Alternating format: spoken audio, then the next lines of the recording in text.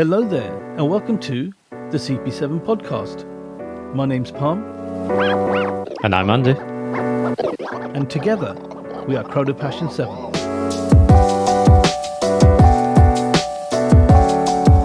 So, we have a very special show today, episode 10. We've made double figures. So, well done to us. Yes, who'd have thought we'd make it, eh? Who'd have thought? So, for today's show, we thought, seeing it's the end of the year, we'll have a bit of a prediction show, a 2024 predictions. But in our own, being our own worst enemies, we thought we'd set ourselves another challenge and make it quite swatchy. So, Andy, tell everyone what today's show's about then. So as Palm said, we are going to dig into Swatch today. And as always, we like to set ourselves quite the task, even though today we were thinking to do something, kick back, relax a little bit, do something a bit fun. It's the festive season. It's the time to be jolly. But, we always like to set ourselves a task and we always want to provide you guys the best possible entertainment. So we have selected 8 brands from Swatch today. And within each brand, we have picked the most likely watches we think Swatch would choose to do the Swatch X collab with. And also from these brands, we've chosen a wildcard, the most unlikely. And maybe in some of these categories, in the wildcard, maybe the ones we'd most like Swatch to do the collab with. So again, we'd love to hear your feedback. Which do you think's the most likely and which would you like to see? And which brands did we miss? So we've got so many under the umbrella. We just picked the most obvious if they were to do it, which we think they would choose. So we really hope you enjoyed the show. And yeah, let's get into it. So, for the final time of the year, Andy, what have you got on the wrist then? Seeing as it's such a special show, I had to wear a very special watch, at least special to me, which is my grandfather's watch, the Vertex. So it's a vintage Vertex, which was gifted to him for 25 years of service back in the day when companies gave a little more love, I think. So I always enjoy wearing it. It's definitely a connection for me, and it always puts a smile on my face. So that's what I'm rocking today. How about you, Pam? I am wearing the last watch I bought this year, which is a very special watch to me. My Rolex Submariner 116613, better known as the Bluesy, two-tone steel and yellow gold with an amazing sunray blue dial and a pretty cool ceramic blue bezel. So that's what's on my wrist. Well, first of all, we hope you've all had a very good Christmas, and we have a couple of shout-outs to give to our loyal listeners. Andy. So, a good friend of mine, I just want to shout out to Hugh, who's been great at supporting that. He actually gave some really nice advice on how to make the show notes pop a little bit more on Instagram. So I hope people, I hope you guys have noticed that. But we're trying to draw more attention to. So when you go onto the IG, it's very clear which show notes relate to which episode. And that's thanks to a little recommendation from Hugh. So much appreciated. Always appreciate your advice and feedback. And again, a good friend of the show, Mark Bowman, who I just want to say a huge congratulations to, who tomorrow, which is already in the past, but well done on getting your Doxa 300T before Christmas. That is what I'll say. And I'm sure you're going to have a great period enjoying that watch. And yeah, it's a fantastic choice. You went for the classic orange dial, and I think you chose very well, and you're going to have a great time with that piece. Yeah.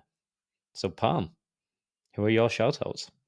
Yep, and I would like to say a very big shout out to Walks and Watches on Instagram, who listens to the show and has given some awesome feedback. A really great guy. Check him out on Instagram, Walks and Watches. He's got a really good account, some really good pictures, and as the name suggests, he's always out and about and puts in some really cool stuff. And my second shout out goes to Dang Horology, once again, who is just, what can I say, just an absolute legend.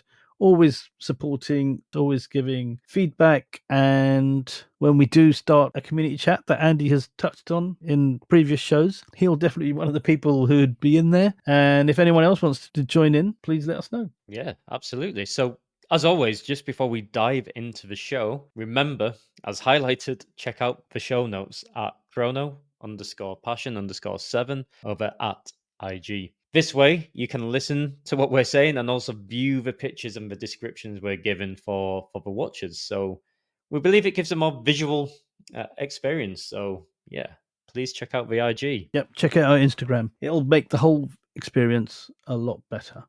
And before we get into the fun of picking the watches, we thought we'd have a bit of a background session on the Swatch Group, basically how they came to be and who they are. So the Swatch Group itself was formed from two major holding companies, the SSIH and the ASUAG. The SSIH, which is the Société Suisse pour l'Industrie Horlogère, is what I'll be telling you about. And then Andy will get into the ASUAG, which is short for Allgemeine Schweizerische Uhrenindustrie AG. So let's get into it. So back in 1928, after World War One, there was a crisis in the watch industry. I know we all thought the quartz crisis was the first one, but no, there was one before that, and there were huge concerns for the actual watchmaking industry survival. Discussions began for a merger or a holding company for two of the biggest brands at the time, Omega and Tissot. In 1930, that holding company was formed called SSIH. And then also in 1930, one of the largest movement companies, Lemania, joined the SSIH group. And the historical relevance of Lemania with the Swatch Group is primarily with Omega, because they have a close historical relationship with Omega and its famous chronograph movements. So the Lemania Caliber 1873, also known as the Omega Caliber 861, which is now probably sounding quite familiar to you, was famously used in 1969 by NASA during manned space flights in the iconic Speedmaster. Lemania was then bought in 1992 by Breguet, and in 1999, Breguet were bought by the Swatch Group. So it all seems to, it went here and then it went there and then it went back in-house. So going back to 1961, another major timeline in the SSIH, Rayville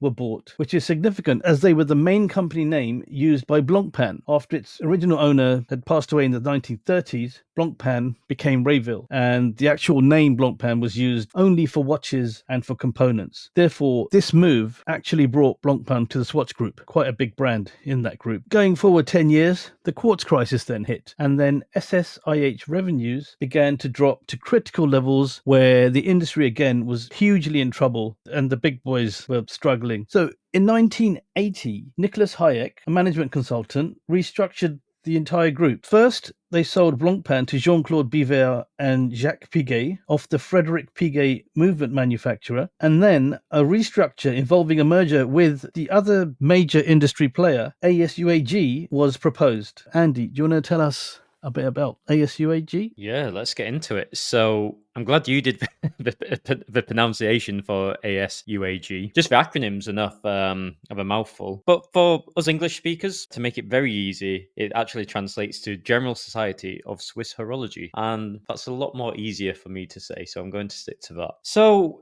slightly different story, slightly different journey, of course, to SSIH. In 1931, they were the powerhouse behind watch movements. So they were the world's biggest supplier of watch movements and components. At that time, they went by the name of Ebosch, which later in 1932, due to, again, basically a purchase of Eterna, they kept the Eterna name for the watches they were producing. However, for movements, they then went under ETA SA. So this is when, the well-known ETA movements we know today really were established. The movements we know as of today, that's when it came about. However, ETA goes way further back. They were actually founded by Eterna in 1856. However, the movements, as I say, which we all know and love today, really came from 1932 onwards, which is quite interesting. And you can really start to see the powerhouse they were, because in 1944, Ebosch then purchased Valjoux, absolute brilliant movements, right? The Valjoux 13 in my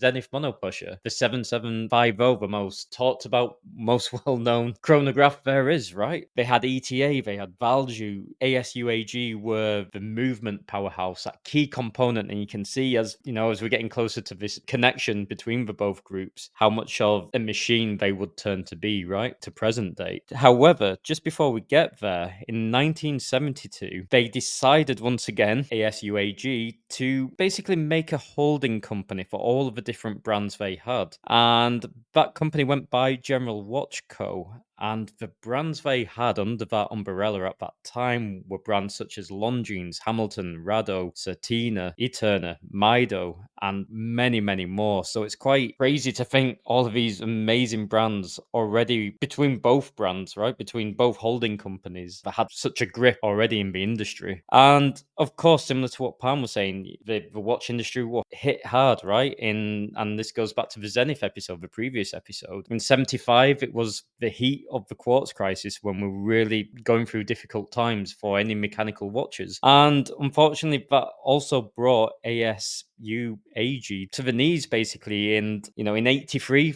something had to be done. And I believe, Palm, you're going to tell us about the merger. Yes, that's right. So in 1983, SSIH and ASUAG decided to form an alliance called, believe it or not, SSIH ASUAG. Not the most imaginative or creative name, nor the easiest to say, trust me. But luckily, in 1985, they decided to change that name to SMH, which is quite a relief to me as well, which stands for Société de Microélectronique et horlogerie. So basically, the Society of Microelectronics and Horology. Another key moment in time for the group, now it's formed with both of the big heavyweights intact, was in 1992, they acquired Blancpain and Frédéric Piguet. So having sold Blancpain to Jean-Claude Biver and Frédéric Piguet, SMH had managed to get Blancpain back into the group and actually add in Frédéric Piguet as well, which is a very highly rated movement maker. And to end this very long story, in 1998, Swatch Group was created as it's known today, with the multiple watch and jewelry brands under its wing as we know it. So quite crazy, right? How I'd say we're just touching the tip of the iceberg there of the Swatch Group. It's insane, right? The depth the brand has. But we'd be here all day.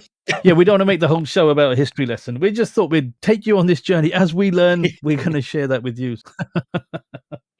We sure. Yeah. No, 100%. Honestly, it'd be a 2-hour episode just on timelines. So we just wanted to give you a flavor. And yeah, shall we get into the fun bit? Of course, let's do it. Awesome. So, brand number 1, Breguet. So for Palm, let's go with you first. For your first pick from Breguet, which is the most likely for a Swatch X collaboration? So I'm basing this on the fact that I did the Omega Speedmaster, and I'm going for the Breguet Type 20. So it has a similar case size in 42 millimeters. It has very similar heritage in that it was made in the 1950s, but this was actually made for French naval officers and not racing car drivers or people's timing racing car drivers. I just think it goes. They have the template on how to get a quartz chronograph working and looking like a luxury watch. And I just think can make it all exciting with a few colors, maybe a nice pink or a nice yellow or something, get rid of the boring stigmas attached to traditional watch brands. But I just have a feeling that the layout, the style and the size is just perfect for a Swatch X collaboration. So maybe next year you could see the Swatch X Breguet Type 20. What do you reckon? Ooh, it's really tough, is this, for me personally, because I love Breguet and they're so class. It kind of makes me shiver a little bit, the thought of them ever making a plastic version. However, for good sportsmanship, I could see the Type 20. Would I like it? I'm not sure. But it would make a lot of sense. It's an important watch to Breguet. I think it's a watch what is a bit lost in today's market. And it does deserve a lot more spotlight. And with their current strategy, like they've done with the 50 Fathoms, putting the 50 Fathoms back in the spotlight, it would make a lot of sense. Yeah. So I think great choice. Let's wait just and to see, stipulate, Breguet, this collaboration would probably kill most people, but it just made sense.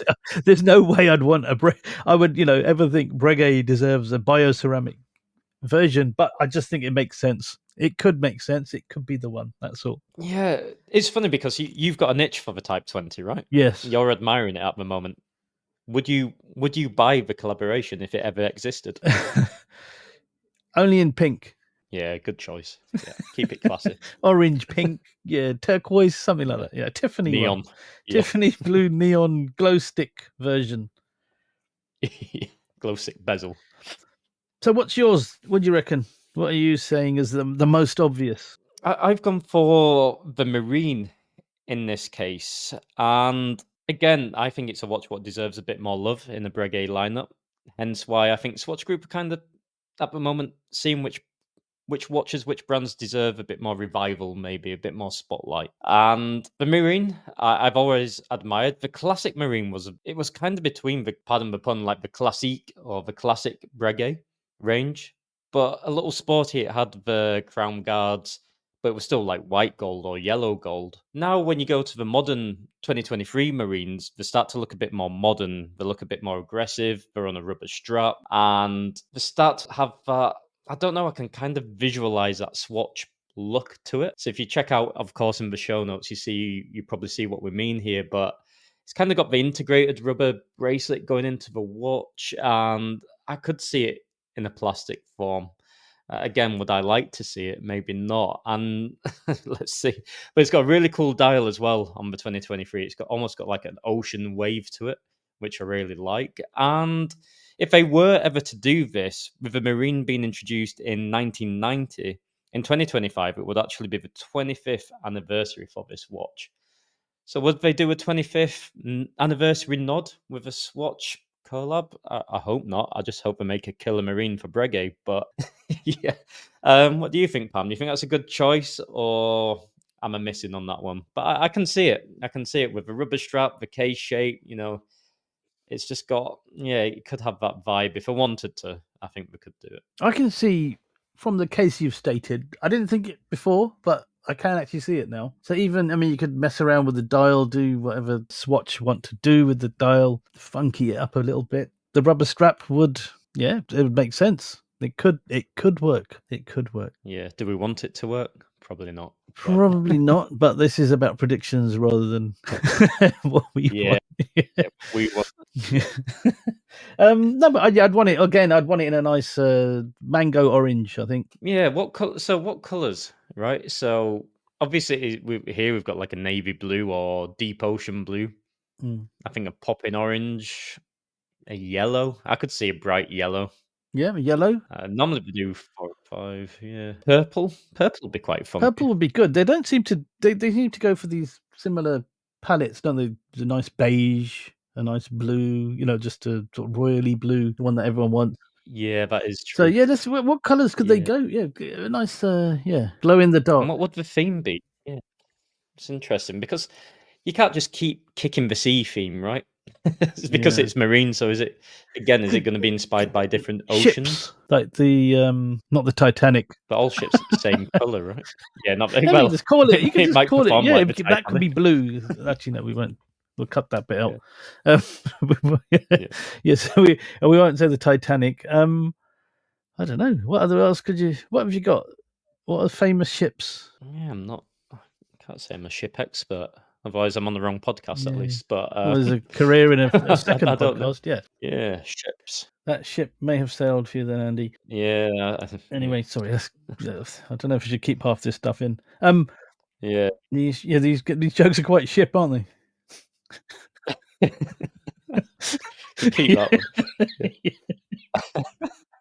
one. Keep it all in. There you go.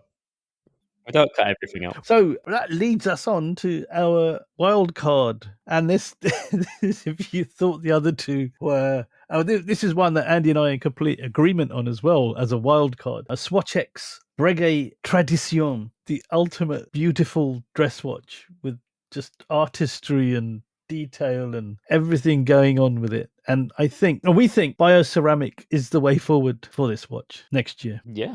100%. I think it'd be the most beautiful bioceramic watch in existence, that's for sure.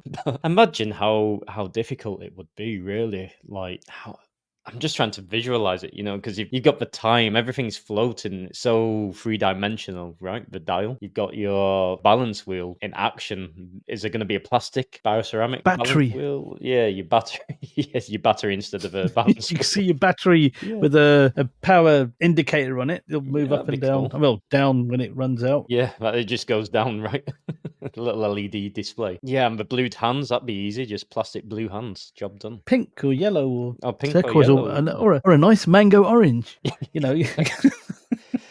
Gosh, it'd be a very tough watch for them to do any justice to. Hence why I hope we never do it. However, if you want to raise an argument, it was introduced in 2005. Just giving a little bit of education, I guess, here. So it would be the 20-year anniversary in 2025. Once again, the year of 2025 is the anniversary year, so do expect a lot of these brands to do something cool, at least with their watch, and maybe they do something cool with Swatch, and that's to be seen. But yeah, if we were ever to see it, I believe it would be in 2025. But Yeah. So the bad news is, folks, you've got to wait another year another year for to your see this. Yeah, to see this monstrosity. sorry, Breguet. We absolutely Right, love sorry, you. Breguet. Breguet, it's you love you and we think you ooze class. We had a Yeah, bit of fun with this one. we Yeah. just can't imagine it, basically. Yeah. So, elephant in the room, Palm, is Amiga. So let's just cut to the chase. The most obvious selection we both agreed upon, right? Yeah, the Speedmaster. No. The new Speedmaster. The Michael Yes. Schumacher. No, the most obvious would be the Seamaster 300-meter professional, which has been doing the rounds as a rumor. So, I mean, this could be, nailed on, as in before we proceed with any more of them. This could actually be the one. But will they do another Omega? Are they trying to go through the portfolio of brands, or are they just trying to boost as much sales for Swatch and reach for Swatch as they can? You see, I could really see it. And we've already seen many mock-ups, right, of the 300M. It's a significant watch within their range. And funny enough, it's actually the 30 years, I believe, of the Seamaster this year, 2023. So they've not done it this time, of course. They did the 50 fathoms. So maybe we need to wait another 5 years and we'll do it for the 35th anniversary. This is my speculation. I'm just like, we do it for anniversaries, which is probably not a very smart strategy. But I can see The it. Seamaster Pro. You mean the Seamaster Yeah. Pro, right? Yeah, the Because they did 300M. 75s Yeah, for the the 300M.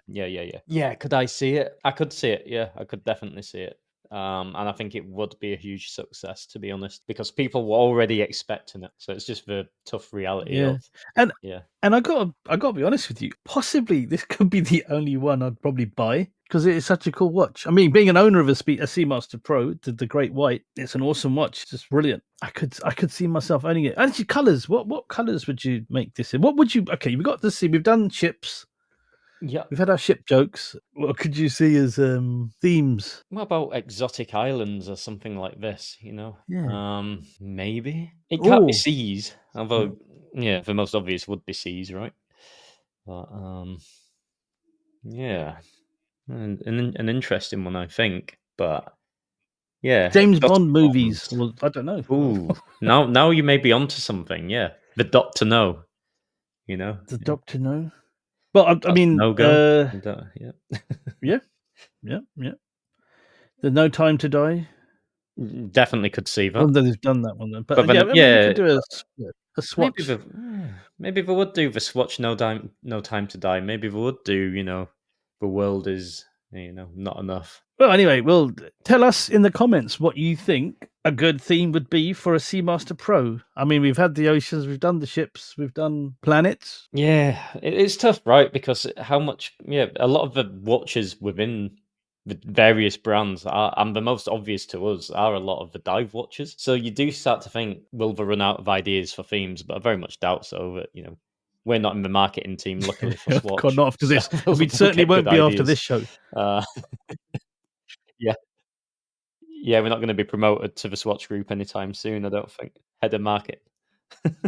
So that leads us more to the wild card then, right? So Palm, what's your wild card? What's the most crazy idea you've got what Amiga could do for their wild card? I kind of almost made a mistake on my choice here. Almost, I say. So I thought the X33 Mars timer. It's a Speedmaster, I believe. The one that came out in 2022 last year. 45 millimeters, titanium, a quartz watch because it has a digital function. It has a digital readout. So, and I thought, okay, yeah, battery operated digital. And then I realized that, hang on, Swatch, they only do one digital watch, luckily for me. So that was my saving grace. And it was called the Touch, I believe. Yeah, so they've done it, and it'd be a touch screen. So it'd be like this, and there'd be no pushers. It'd be a touch screen version of it, which I think would be pretty cool, actually. It's got that kind of reddish brown bezel on it. I mean, they could do that in some funky colors, and and really go to town on this one. I think this probably most unlikely, but I think this is where they could actually have some fun with something like this. But I think they'll stick to the generic. Oh, it looks like this watch, and that's it. Yeah, I think that's a great choice. I like the idea with the touchscreen as well, and that's probably one I would get. I'm quite a fan anyway myself. I think that'd be really cool, and definitely if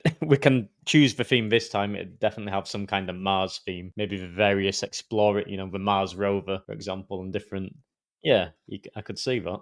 Yeah, it's a good choice. Mars, Snickers, Milky Way, Galaxy, Yeah. all the chocolates you want. Yeah, chocolates theme, which is perfect for this time of year. So I guess that leads to my choice. And the more I think about my choice, I'm not going to lie, I think it's quite a good one. And I've gone for the Ploprof. I could really see that in a plastic form factor. It's fun, it's funky, it's playful. It's a watch within their catalogue what probably deserves a little bit more spotlight than it currently has at the moment. It did get some spotlight on the 75th anniversary, this year, which is great. And it's been around some time. Released at Baselworld in 69, retailed in 71. And yeah, I think it's a killer watch, right? Would Swatch able to make the 1200-meter water resistance? That's a question. Would bioceramic survive 1200 meters? Can they do that? I think that's highly unlikely, though. Yeah. So they'd have to do like forget the water resistance. It's a digital watch, remember? Yeah. But I'd still like them to do Quartz, it. sorry, a quartz Yeah. watch. A quartz watch. Yeah. Look, I'd still like them to do it. However they did it, does it really? As long as it's like a little bit waterproof, maybe. Because you can't really make such a kick-ass diver with the the diver's lock button on it and not make it so it can't go underwater. So at least 100-meter or something, just so you can splash about in it. It'd be cool. So it was it 90 meters, the scuba, the 50 fathoms? I think it was, with that movement. Yeah. Automatic movement in there. So Yeah, they could they try did. and So they toughen it could up at a least bit. match that, right? Yeah. No, what do you think, Palm? Do you think it's a good choice? I think it's a really good choice in terms of the look. But then I think looking at the Ploprof, this is a watch I actually loathe. And then the more you see it, again, the more you get it. It's amazing. But the lock, these flimsy buttons on these Swatch, the practicality of making it. I get it. I get the whole design part and wowing everyone, but you can imagine that lock button pinging off within a couple of weeks, and then the actual crown as well is housed in that crown guard. I just can't see how they could make these little details durable enough without it just falling apart within a month. When you said when you said about the crown lock, it just gave me visions of pens, when really cheap pens, when you click in the top and then eventually it just springs off. Yeah, it'd be like that. Yeah, it'd just be a disaster. Yeah, you could maybe make it into a Bond watch. It just fires off at people. Could be kind of cool. Yeah, you could. I always thought it looked like a James Bond watches. You have a little secret message in there rolled up. Yeah, as it pings out over to the wall or whatever, wherever you are, wherever it goes. Yeah.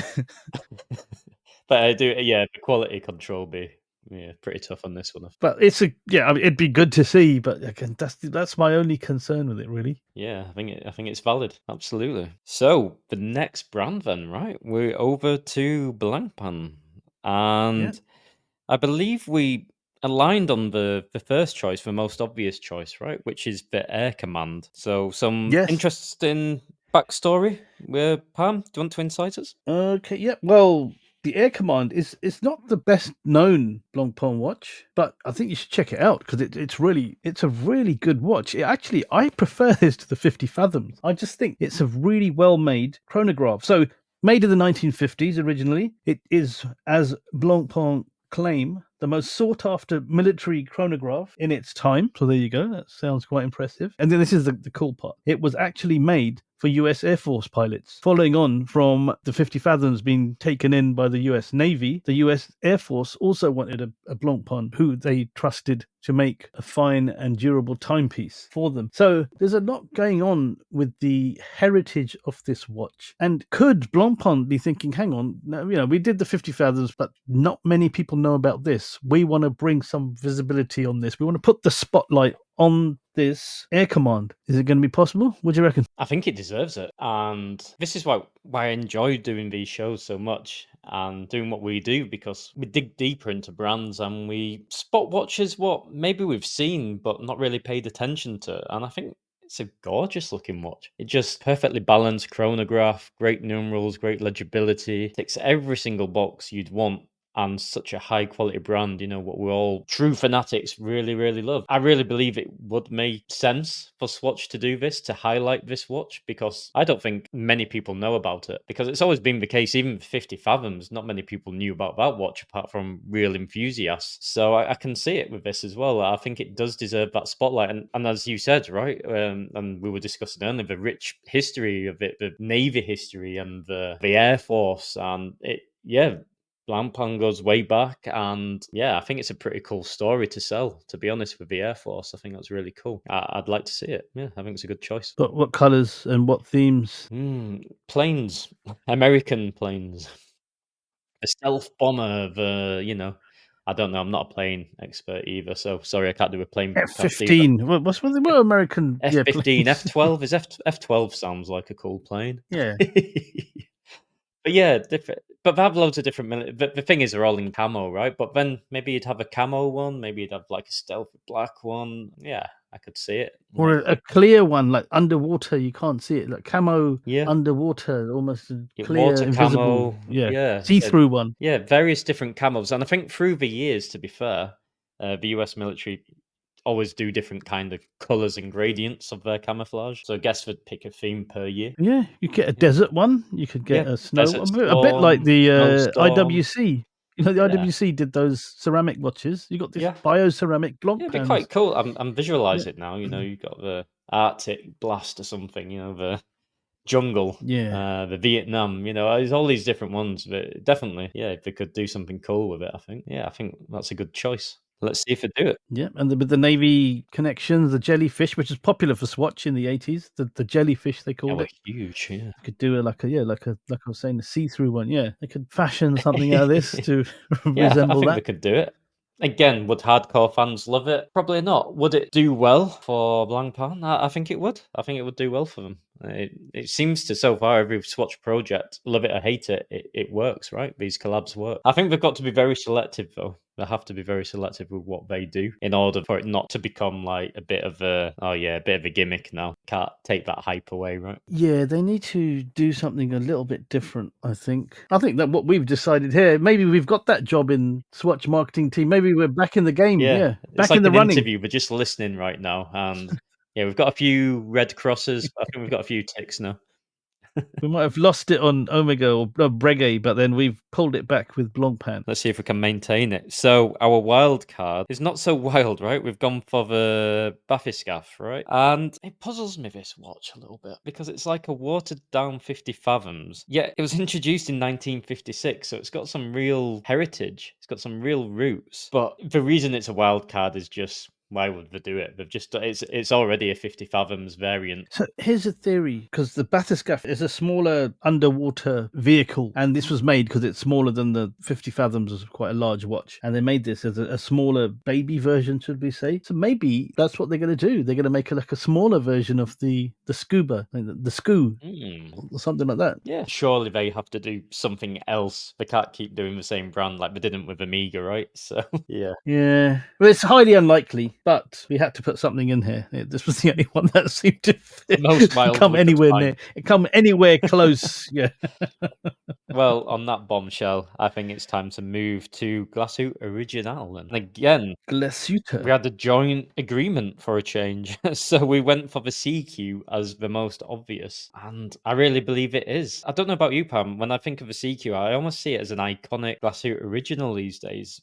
It's one of their divers. But for me, when I think Glashütte, just that green dial, I always think of it on that watch. So I do think it's kind of a really cool watch within their catalogue, but would draw more attention to the brand without scaring them too much with the more complex, let's say, layouts. But what do you think? Again, when you see a dive watch with the layout and configuration of the CQ, you normally think generic dive watch, a bit of a snore. With those large numerals, it gives it its own look. And even the green doesn't make it look like, when everyone started going green, they kind of said everyone was trying to copy the Rolex green recently, in recent years, not historically. But this doesn't look like that. It just looks like its own man. But in bioceramic form, what will they have to do to this to make everyone know that this is a Glashütte original CQ. I mean, what's going to make everyone?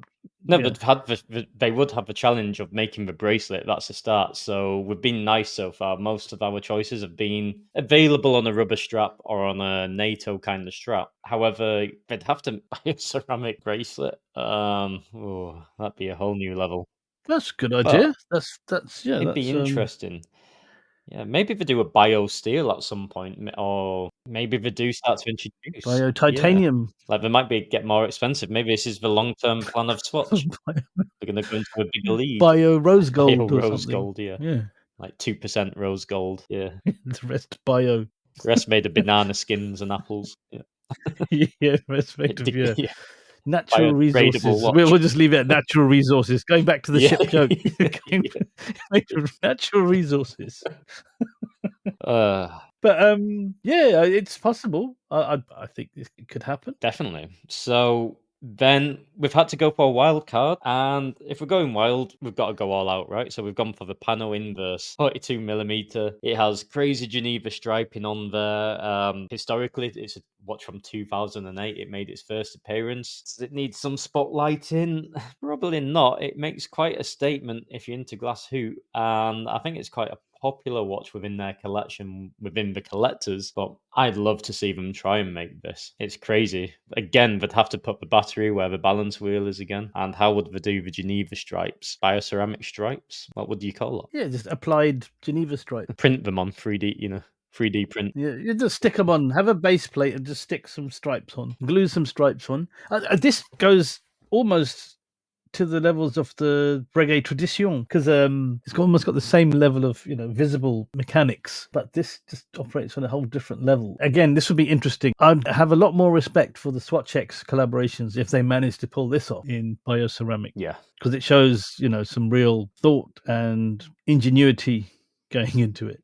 Oh, it'd be incredible if it could pull this off. Like you just start imagining. So you've got all the you've got all the gems as well, right? The jewels on display. So it's part of the name, right? The Pano Inverse. It's basically like we flip the watch around. So normally what you'd see at the back of your watch, now you see it on the front of your watch. And you've got all the beautiful detailing. And it's that classic thing, everybody says it occasionally. I wish I could wear if I had that watch, I'd wear it backwards, for example. This is a perfect example of Glashütte saying, "Here you go, we've done it for you," and you can still tell the time. But it would have to be a mechanical Swatch to pull this off. If we're being serious, it couldn't be a quartz. But Swatch have done some. They've done a watch what's almost a tourbillon, not quite, but works very similar to a tourbillon. And they do some platinum pieces as well, or have in the past. They've done some pretty impressive stuff. If they wanted to, they could do it. But we're going crazy now. It wouldn't be mainstream. It wouldn't be the hype beast watch what they need, unfortunately. Yeah, this is news to me. I mean, that would cost more than this one. Putting a tourbillon on it. Oh yeah, it exists. Yeah, it exists. Yeah, it's really impressive. I know, but I'm saying that version would cost more than buying this Glashütte one. Oh yeah, the proper version. Probably. Well, if it's stuff the Glashütte name kind on of like, yeah, hey? Of course. Yeah. Why did we got some bloke in R&D? Why did we do this again? Listen to that podcast, that CP7 podcast. Yeah. Oh god, those guys, get them out the marketing team. Right. So that's an interesting one. And that takes us into our next brand, which is a very famous brand, very steeped in a rich heritage, and that is Longines. So once again, we have actually agreed on the most obvious. And Andy, do you want to talk us through our decision? Yeah, so we went for the Ultratron, right? And yeah, an important watch. In 1967, it was released, and it had innovations such as screw-down case back, screw-down crown, and interesting little facts here. And again, linking back to Zenith, as we love the brand. Sorry, we've got to put in there. But going back to that high frequency phase of watches, which obviously Zenith was part of that playing field, then Seiko was on that playing field, and this was Longines' entry onto that playing field with a 36K or 5 hertz movement. So it's quite impressive for that time, and it was a very significant, very important watch for them. Comes in at 43mm, so it'd be a big swatch. But yeah, I could see it. It's definitely an iconic watch within their range. And definitely Longines deserves a bit more love as well within the umbrella of Swatch brands.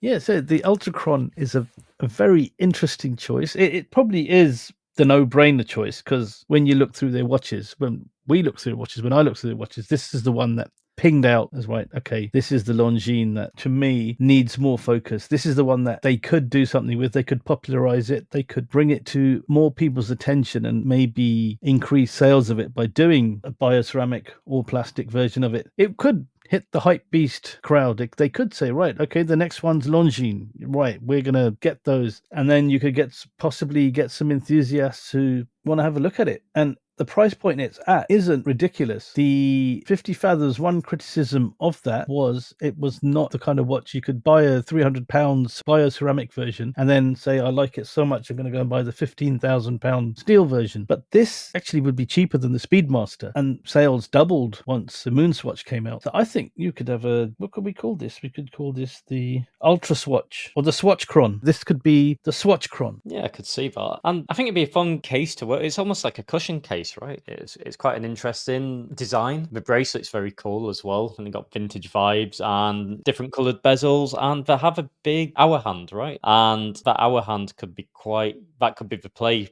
on that. So it's red, but then we could have it in blue, purple, orange. Maybe that's the hook, as well as different variants of the Pink. dial.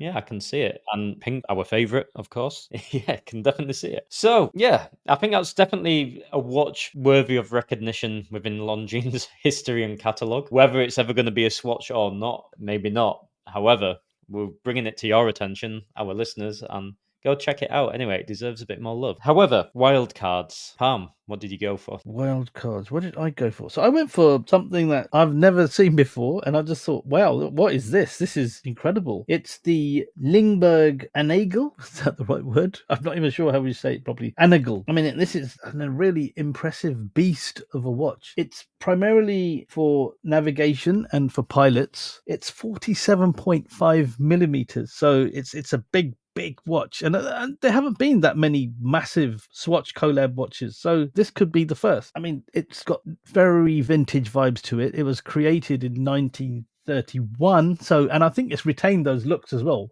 for a 1930s pilot's watch. It's just got so much going on that dial, and you could really do a lot in bioceramic with this. I think you could almost create a bioceramic masterpiece by replicating this watch. And that big onion crown, again, I think you'd have to be careful with that huge pilot's onion crown, because that is asking to fall off through use. Yes, I think this is potentially highly unlikely, but should be. When we ask which ones would you like, I think I would actually like to see something like this. What say you, Andy? Yeah, I think that's a fun choice. Interestingly enough, it has a hunter's case back as well, so I'd love to see what they do with that. Again, you need to be careful of that popping off. So you could change the battery easier, I suppose. Yeah, that'd be it. Just a battery hatch. Yeah, that'd be quite useful. Yeah, that'd be interesting. Yeah, I like it. I think it's a good choice. I think it's a beautiful classic watch. Longines used to be such a rich, strong luxury brand. And unfortunately, I say unfortunately, not really, like they're in a great position now. They're accessible, which I also like. I think they're a great brand and they bring in accessibility to a lot of people at their price points, which is fantastic, right? However, when I think of Longines, I think of the classic chronographs, like similar to the Zenith I have, when they're so sought after these days. Like the vintage Longines chronographs were the best. That was it, no argument. They're the best chronos, what we're about. It kind of hurts a little bit because I always see Longines as such a rich brand, but also kind of now a more mainstream access into the hobby, if you like, brand. But they are great, and that leads me, sorry, a little rant there, a little bit of passion. Go on. So yeah, one thing I want to say, just following up on where the brand's gone, is when I first noticed Longines, I didn't know about these military models and these Thule models. It was more vintage looking dress watches. That's what was basically being put out there back in the day when I was finding my way around getting into watches. And they do some really classic, beautiful dress watches, but I'm guessing that these are probably the heart and soul of Longines over the dress pieces. Yeah, definitely. No, I agree with that. And I guess that leads me now then to my wild card. So I've gone for a rather popular. It's been a very popular release, the Pilot Magitech. And again, rich heritage, 1935 to 1948. This watch was running. And it's recently, again, been brought back, re-released, and it's been quite the hit. It's had great reviews overall, very popular. Myself and Pam have actually tried this watch on. For me personally, I found it a little large at 43mm. I'd like it maybe condensed down to a 40 for me on a personal level. However, it has rich history. It was a military issued watch as well as civilian issue, and it was used for the Czech Air Force. So yeah, it has proper heritage, and it's a cool watch. What again is in the spotlight right now for Longines. So would it make sense for Swatch to do something with it when it's already been quite popular? Well, it depends if after more Swatch sales. If they were after Swatch sales, I think it could do quite well. And again, it could be very playful in how they design the materials, the colors. Yeah, I think it's a fun wildcard. But what do you think, Pam? I think the case shape, I think the hands would work well. I just think dials a bit, can they make it beautiful? Because it's quite dull. I mean, a lot of these tool watches don't have the most amazing, but there's always something about them, something very vintagey. These, especially you see the two we've mentioned, very kind of almost secret agent, that kind of very on a mission type watches. And this one, I suppose it'd be easy for them to do. It's a big chunk as well. It's a big chunk of plastic on your wrist. And, like I was saying, that you don't get many big, they haven't done any big ones. So it could work quite well, actually. And that crown in those big crown guards, again, I'm looking out for pinging crowns. Yeah, there's a recurring theme with your fear. But rightly so. It's valid. It's definitely valid. Well, let's stay on that theme and go to Rado then. So, Rado, again, we had a matching choice, right? We've got to go for the most obvious, which is the Captain Cook. And Palmer, once again, would you like to give us a little insight of why we think the Captain Cook is important for Rado? The Captain Cook is their most popular piece, for sure. If you think Rado, most people would think the Captain Cook. It's a catchy name as well. But why this would be suitable for a Swatch? Again, this could be one of the real, we've been joking around on a few, shall we say, but this one could be a dead cert, or at least more of a reality, in that the shape of it is almost Swatch-like. It is almost like, I wouldn't say a caricature of a dive watch, because apparently it's a very well-respected dive watch, but the shape of it is very different from a regular dive watch. It almost does look like they try to give it more of a novel look and layout. The color ways they use as well, they just do something different with this. I think it's a very good looking watch, and again, this is probably something that people should look at, is the Rado Captain Cook, because it ticks a lot of boxes for an actual good everyday daily, again, which for a Swatch X is probably perfect. And just that bezel, the way that bezel is and the way it's laid out, the hands and the case shape, it just does seem like this could be a distinct possibility. And I think this you could put in any color and it wouldn't look silly. It's almost like they've already done it with this. Would you agree, Andy? Yeah, I totally agree. It's got the heritage, right? It's from the 60s, and it's got the looks. It's got the form factor, what's suitable for being realistic using bioceramic, and it's quite an iconic watch for Rado, and they do tend to go for iconic watches. The 50 Fathoms, it's iconic. The Speedmaster is iconic, so it does make sense. And Rado, again, is a brand what does need more attention, I believe. And again, if you haven't checked Rado out, they do a lot of cool watches, but I'd definitely say the Captain Cook's the nicest they do. So yeah, I agree with everything you've said there, and I guess that's why it was a joint selection, right? It makes complete sense to me. This is one I think we can mess around with the color themes and the colors and the themes, because I have a possible theme that they could use. Captain Cook, the great explorer, first explorer to reach New Zealand, Australia, and Hawaii. So Australian sports teams generally have a yellow or green color theme on their kit. So I think you could do Australia could be green and yellow. New Zealand, you could have black, the famous rugby team, the All Blacks. The cricket team also play in black, so that could be the theme for this. And Hawaii, they say Captain Cook was the first European explorer to reach there. Could be a nice blue for the lovely Pacific Ocean. Hawaii being a beautiful place, I think that would suit it quite well. Any other takers on themes there? No, I agree with that theme totally, and I'm a huge fan of Hawaii, so that'd be the one I would choose. So I think we can move over to the wild cards. So Palm, what did you go for?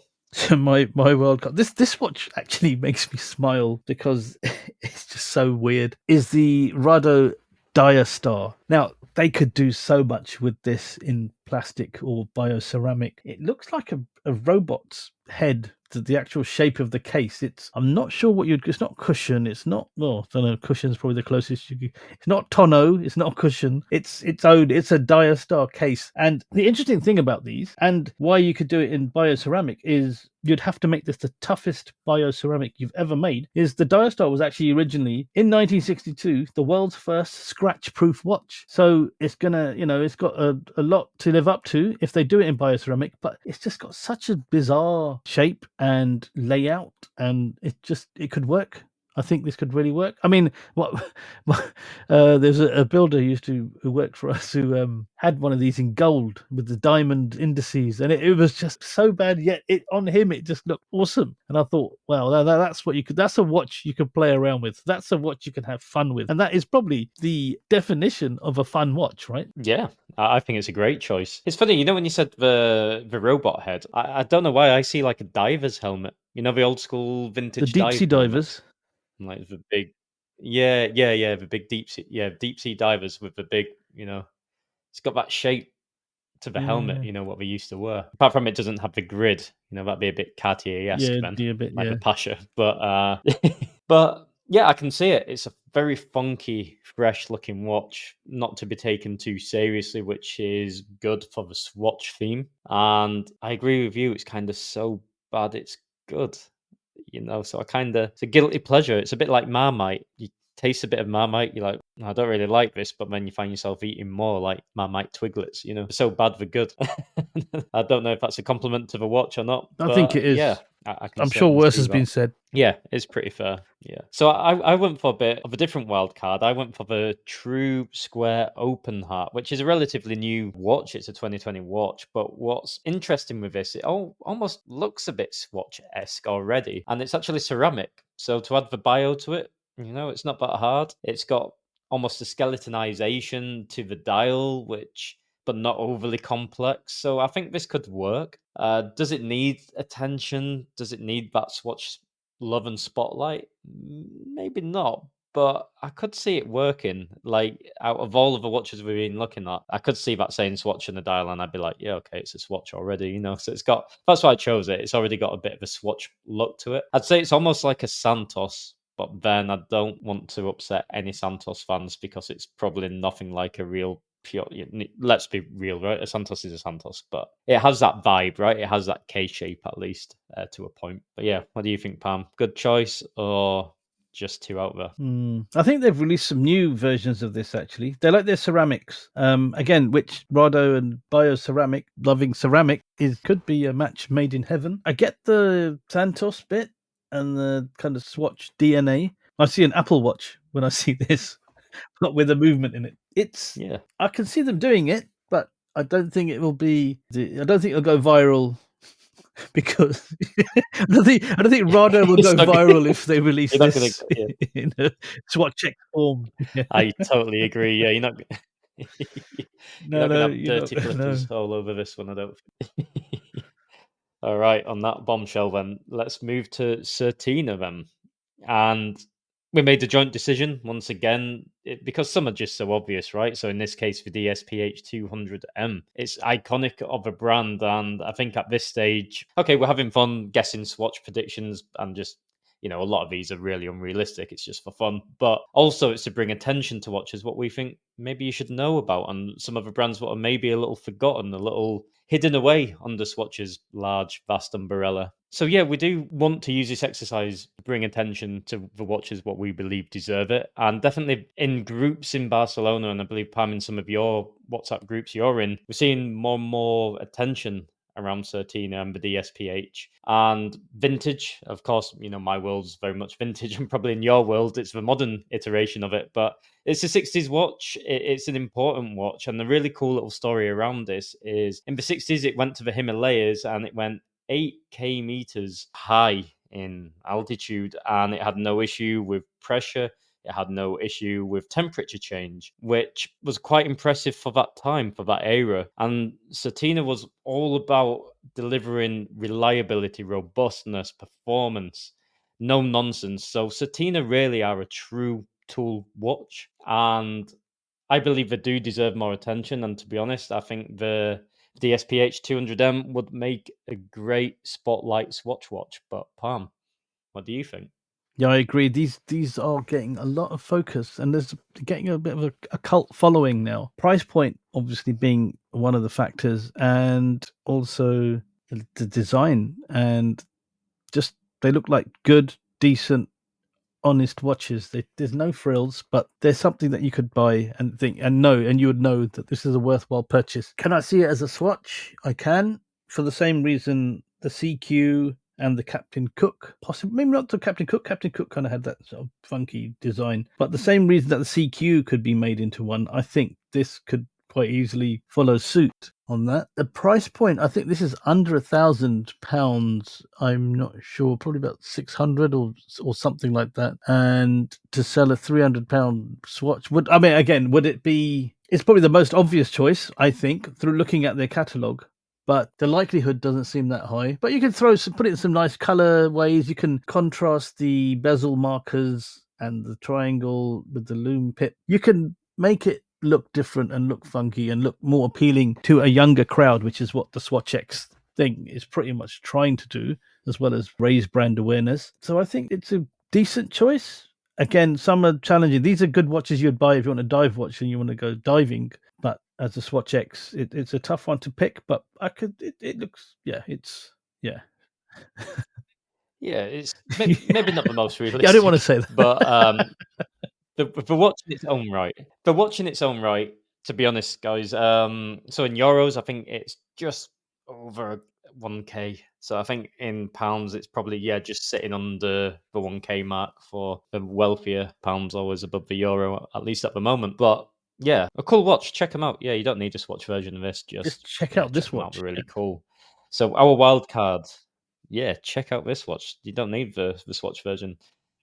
We also picked a different variant for the wild card, which was the Sport DS Podium. In this case, we picked the blue, but they have different variants. But again, there's some clever kind of tech in this watch, which, Pam, let us know about it. So this is interesting. This, again, could be going back on the chronograph theme, could work if there's the demand for it. It's 41 millimeters, again, which is smaller than the Moonswatch, probably slightly larger than the Scuba, the Blancpain Scuba. But this watch has an automatic movement in it, but it also has a 10th of a second chronograph, which has a quartz movement. And they call it the Pressy drive. So they could actually put that into the actual Swatch watch as well, because it's quartz. It's there. It's already made. So you could possibly have the movement that they had for the Blancpain Scuba, which was an automatic movement of sorts, and also this quartz movement running alongside it. You'd be able to measure a 10th of a second, which is pretty damn cool if you think about it, because that would probably outperform any of the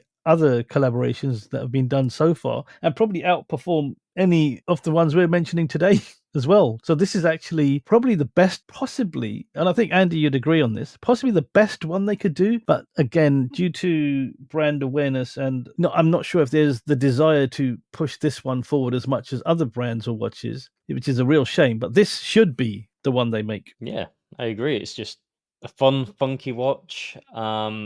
Not to be taken too seriously. Another argument I'd say is they do range between 500 and 800 euros as it is. So is there really much in it anyway? They're already extremely accessible. But I do love the 1/10 of a second feature on that. And I think we talked about this earlier, right? It's prior to hitting record. But with this watch, it's quite interesting that you're getting quite a cool complication for such an affordable price point, albeit quartz, but still a cool function. Just getting into higher horology or interesting features of horology, it's cool to have it. Of course, higher horology would be running on mechanical, but it's giving you a high horology feature for an extremely affordable price point, which is great. So we were aiming for a shorter show. But as always, we talk too much. So we're going to go to Mido, and we're going to round up on Mido. And Pam, we had different opinions this time. So which did you pick for the most obvious choice? Let me just go back to Mido as a brand and Certina. Now, these are two brands. This is one of the reasons we wanted to do this show when we talked about the Swatch Group, was bring awareness to learn about ourselves and bring awareness to our audience of these brands if they didn't already know about them. And I put these two, Mido and Certina, are kind of in the same bracket. That's maybe through my lack of knowledge, or just that's how it is. But I think this is another brand that doesn't cost the earth, yet delivers some really unique and quality watches. The most obvious choice, which Andy and I don't agree on today, is the Commander Gradient. 40mm watch. It's skeletonized. It almost looks like a Swatch watch already. I think this is the reason why I picked this. I saw this and I instantly thought, all you have to do is turn it into plastic and put a movement in it. It's ready made. It's your Swatch X Mido. Again, price point and the desire to raise awareness of Mido as a brand and the Commander Gradient as a watch is possibly will be lacking, but I think this would work very well. It's another one that I just think have a look on Instagram for all of these watches, and particularly this one, because you could almost think this was a Swatch collab watch anyway, the way it's all laid out with the see-through dial. You could say it's kind of skeletonized, see-through dial. The chapter ring is not skeletonized. The date ring, you can see the date ring through the window. It's ready-made, and I think this is a good choice in my own personal opinion. I was close to agreeing. I think it's a great choice. I think it's a very obvious choice. So the one I chose, just to show how we differed maybe, was the Decompression Ocean Star, which was, again, I think it's just an iconic watch for Mido. And maybe this is me having a bit of an unfair advantage of being maybe aware of Mido a bit more in general, or knowing this watch in particular, just through the circle of who I'm with, seeing it more often, you know. And I know it's an important watch for Mido, probably one of the most important, if not the most, in their range. Yeah, it's a very, very cool watch. They did actually bring it back in 2020. It was a limited run, and for fun, they made 1,961 units, and it sold out pretty much instantly to mark the 1961 original release. However, there is a world time version of this now available as well. That's the only iteration what is still available, for public, and it's just over 1k. It's really, really affordable. It's a really cool watch, and what's really cool about it, already has really funky colors on the inner dial, and this is again at different depths. It's decompression, right? So when you're decompressing as a diver, going up to the different depths, the different colors start to show. The visibility of each color shows up at certain depths. So it's a depth measurer. So you know what depth you're at by seeing which color you can see on your dial. So it's a really clever little tool watch. Now, making it as a Swatch collab, they can make those any colors they wanted, because again, nobody's going to go decompression diving, deep diving, where we're going to need the decompression feature. But I think that's a cool little story. It's got bags of history. I think it's a really fun, funky one. That's why I chose it. However, I totally agree with Palm's choice. It has that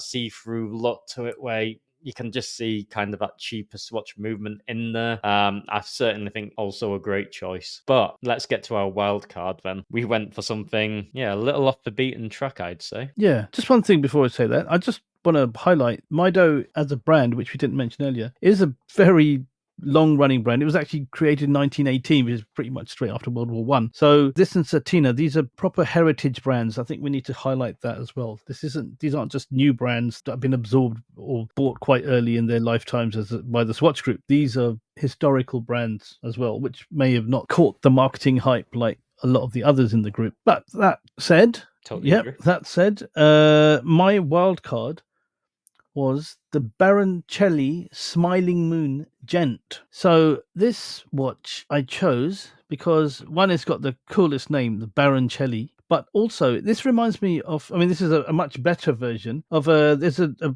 London watch brand called Mr. Jones Watch, which did something very similar called Day and Night, which was basically a quartz movement with a rotating disc telling you the day and night. But this has, they say, the smiling moon, so it has a plain dial with lined indices painted on, but rotating round the dial from 10 and 2, there is a smile-shaped moon phase, and as it rotates, it displays different pictures of the moon in its different phases. This reminds you of that Mr. Jones watch of Day and Night, where it would rotate around and do something similar to tell you the time of day. So I think this is another one that the Mr. Jones watch, it's an affordable, fun watch, and this is slightly more expensive at £1,050, but rather than the few hundred that the other one is. But it just seems in that theme, it seems like it's ready made for Swatch. It seems like there wouldn't have to be too much design work needed doing with this, because it just already seems to have the layout and the design required for a Swatch X collaboration. without making it too difficult for the makers. Again, as we mentioned earlier, desire to raise awareness of this may be lacking, but I think this is a half decent wildcard pick from a brand that people don't really focus on so much. So my wild card, a little different from Palms. I've gone for something quite left of field. I've gone for the Multifort TV Big Date, which actually has some history. It's from 1973. Again, as Palm was stressing, these watches aren't new on the scene. These brands aren't new on the scene. They've been around some time, and they need a bit of spotlight, which hopefully we're giving to them in a good way. And it's grown on me. At first, I was picked this watch as just a bit, this is a bit silly. And now the more I've looked at it, I really kind of like it in a sense. Now, when you check out the show notes, the first thing you'll realize is it definitely has some Patek ID to it. And it did come out at a very similar time to the Nautilus. And it definitely has a nod to the Nautilus, I'd say. The bracelet, the case shape, the crown guards. It's not like for like, but it definitely has that flair of a Nautilus to it. But I think it's a nice looking watch. I think it's a cool looking watch. I think would Swatch realistically do it? No,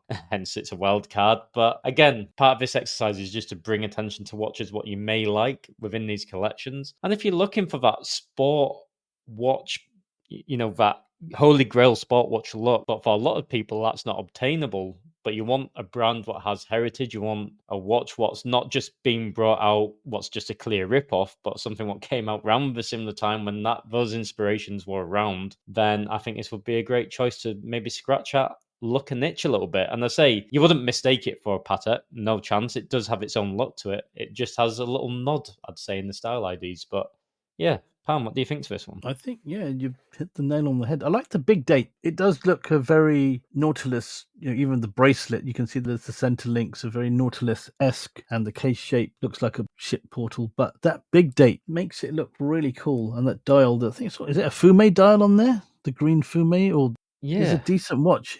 Again, this is one of those ones, we've talked about this over many shows. There are some watches that a lot of watches, not some, the more you look at them, the more you just pick up little design cues and little features, little Easter eggs on them, and little focal points, and points that attract your attention. And this one, at first, when I first saw it, and when Andy chose it, I must say, I was a bit puzzled, considering his usual taste in watches and what he likes. But the more I look at it, I like it. I think it's very nice. Would Swatch X do a good version of this? This is the question now. I think this is too good. I'm going to go on record and say this is actually too good to be made into a bioceramic watch by Swatch. Yeah, I agree. Isn't that funny? Because I did choose this as like, this is a bit of a laugh. And then the more you study the watch, the more you read about it, the more you study the dial and the gradient to the dial and the Big Date, I kind of like it. And again, it's just a little bit over 1K. I think Mido gives so much value, and Certina. I just think, yeah, maybe the stars of the show, these two brands, for people who want great value and a wide array of different watches to try out, what doesn't break the bank. So I think maybe that's all we have time for today on this part of the show. Well, as the editor, that's always music to my ears. We hope you've enjoyed the show. I think it's been informative, and hopefully it's been a bit of fun too. Right, and so that is us done for another show and done for the day. On closing, I'd like to wish you all a very happy new year, and thank you so much for following us, supporting us, and listening to our podcast. So from my side also, I'd like to wish you all a great new year, a happy new year, and I hope you all had a brilliant festive season and you all got some great, I'm sure us watch collectors, we get lots of little novelties these days, like drinks coasters with watches on and plenty books, and I hope some of you got some great watches as well. A huge thank you for your continued support. We really, really do appreciate it. Show number 10 already. It's quite the milestone for us. The amount of listens, the amount of subscribers just keeps growing, and we're extremely grateful to every one of you who support and listen to our podcast. So please remember to follow us over on IG, which is chrono_passion_7. And that is goodbye from me for this year. And for the final time this year, we'll see you and you will hear us in the next one.